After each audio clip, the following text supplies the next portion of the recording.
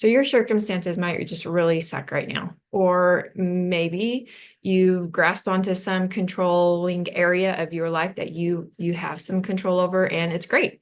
But our circumstances change kind of like the wind does in a lot of ways. And what I've noticed in coaching in my own life, friends' lives, family lives, is that we often do try to control the things that really aren't in our control, other people, the circumstance themselves.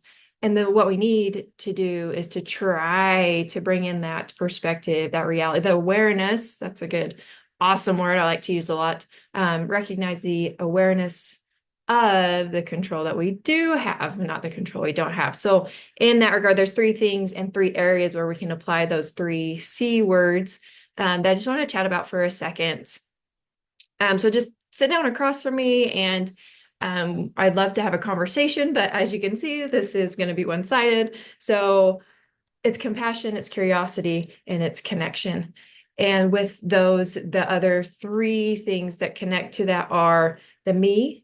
So having those three C's apply to me, and then family, or those people that are closest to you. Maybe it's roommates, those people that you interact with pretty regularly, and then others, right? And those can be friends that maybe you get lunch with every couple months or once a year you talk to them on the phone, or up to or down to, however you want to look at it, the people that you chat with at the grocery store and you might not ever see again. So first we have to define compassion and connection and curiosity, because one of the other things I've learned and noticed and tried to apply is that we don't necessarily define things the same across the board. Like we can have a general like Webster dictionary definition, but when it comes to applying it to our own lives and our own circumstances, those definitions at a micro level change.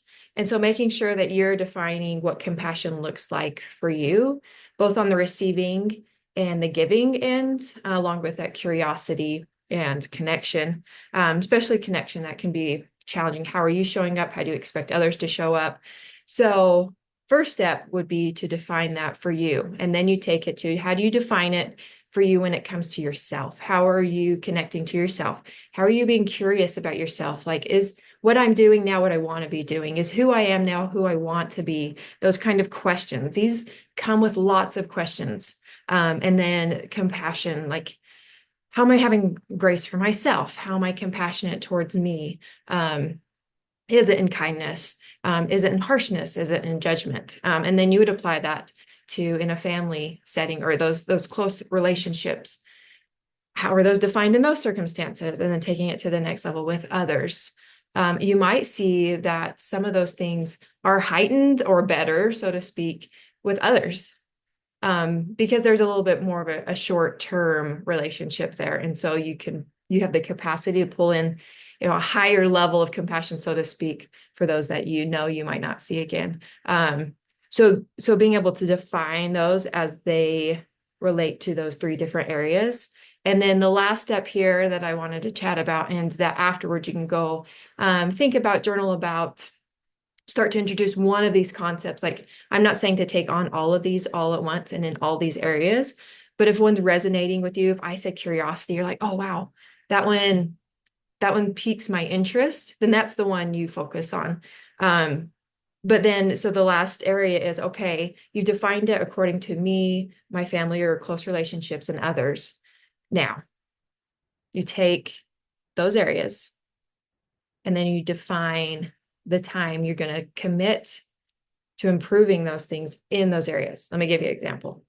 So if I am recognizing that the only areas I'm compassionate to me is A, but in B and C circumstances, I'm not very compassionate.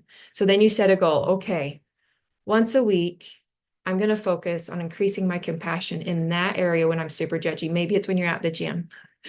Maybe when you're trying to learn something in school and you hate the class and you tell yourself you're stupid all the time. You're like, okay, in that class, when I'm struggling or when I'm at the gym and I'm doing that workout with my friend who's so much better, I'm going to tell myself to have compassion for me. Okay, so you set a goal for each, just one goal And if you want to just choose one of them, maybe it's curiosity or maybe it's compassion, just choose one of them, but one goal for each of those areas. So with my family, what are the circumstances where I'm like, oh yeah, I'm really good at recognize the good things, because those are super important too. Like this isn't to tell ourselves we're terrible people. It's like I'm really good in a lot of areas of a lot of these places. And because I'm good and I know I can have progress, I can improve, I can make change. That's what change is. We recognize both. Like where is improvement possible?